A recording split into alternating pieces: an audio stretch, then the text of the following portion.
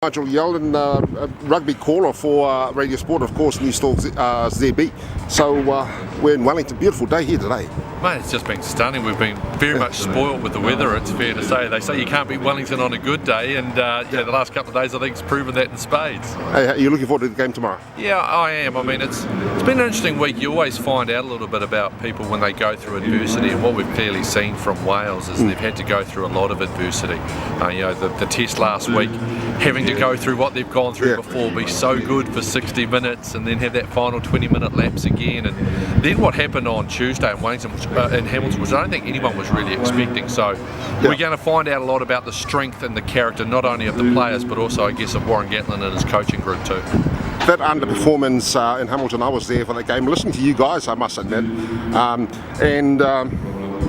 I just can't explain that underperformance. Are they hiding something, or No, you don't prepare for a test match with a performance like that? Well, I think there was so much on the line. I mean, there were players who had an opportunity. I mean, Warren Gatland spoke about Tom James and Eli Walker having an opportunity to push to replace George North, and they just simply didn't take their chances. They created a little bit. They bombed a couple of gilt-edged chances early in that first half, and you think, okay, one of those maybe goes to hands and we're talking about a totally different game. But they just seemed, as the game got on, you thought, oh, maybe they're starting to wear them down. But there was so much resilience in that Chiefs outfit, and Wales just didn't seem to have it. And when Wales, I think, got down, it was 28-7, you just felt it was all over. You just felt the life being sucked out of them. So that's what I was saying earlier. You want to see just what character they've got, mainly from those big guns, the likes of Warburton and Roberts and company. Yeah, and I sort of thought too that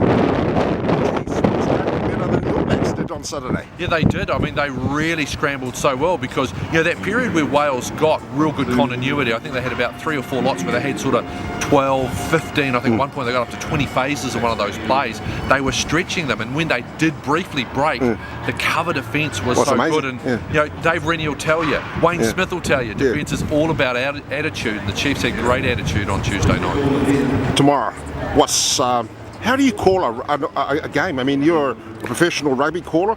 I'm up there in the media box and I'm looking down and I have to look around and see who's who, but you're just naming them off the top of your head. Well, yeah, I mean, it's what I do for a job.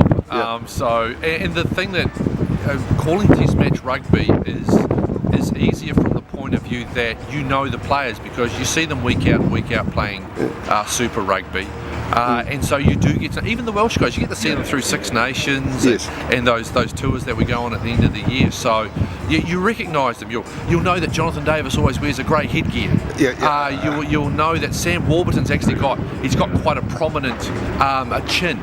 So likewise Jamie Roberts as well, quite big. So you differentiate between every player's got their own nuances. And haircuts. Haircut. You're not going to miss my mate Artie Sevilla on the field, are you? But you look for those sort of things, and because you are so familiar with them, it makes that aspect a little bit easier, which is good, because the pace of a test match is so much quicker that familiarity actually is something that's really good, because otherwise there could be some real issues.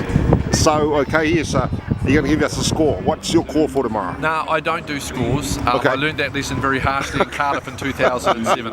What I will say is, I think if we see both teams play for their potential, you will see a scoreline, I suspect, very similar to what we saw last week at Eden Park, because the All Blacks are, that sort of 2-3 tries better than this Welsh side at the moment. To try and turn around what they were going to do in 7 days was tough. To try and do it in 4 with that day as well that they had, in Hamilton on Tuesday, it's going to just be a bridge too far. So I think you'd see a very similar scoreline again. All right, Nigel Yalden, thank you very much. You're more than welcome, Seth.